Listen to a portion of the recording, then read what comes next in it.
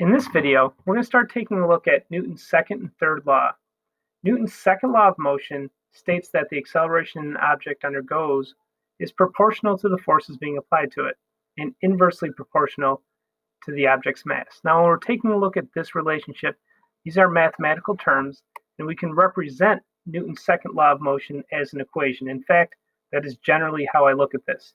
Newton's second law, force equals mass times acceleration.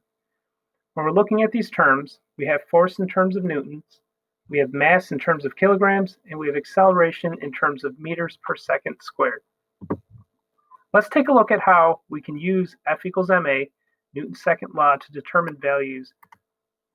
And in this first example, we're going to determine the accelerations that result when you have a 12 Newton force, and we're going to apply it to two different objects, a 3 kilogram object and then a 6 kilogram object.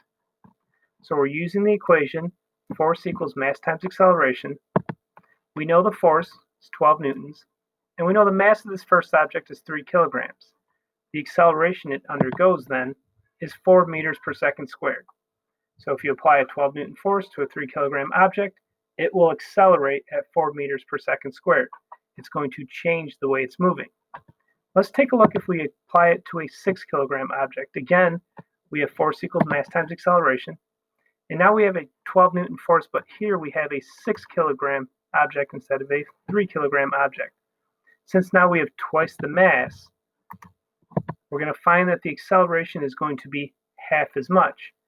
This should sort of make sense because if you push on two different objects with the same amount of force, if you push on one that's twice as big as the other, it's only going to change the way it's moving half as much, meaning that bigger objects react with less magnitude under the same sort of forces, which should make sense. Let's take a look at just one more example of this. A net force of 15 newtons is exerted on an encyclopedia to accelerate it at a rate of 5 meters per second squared. Determine the mass of the encyclopedia. So now we're starting with forces and accelerations, and we're looking for masses. In fact, you can look at any of the three terms, force, mass, or acceleration. As long as you have two of the three terms, you could always find the other.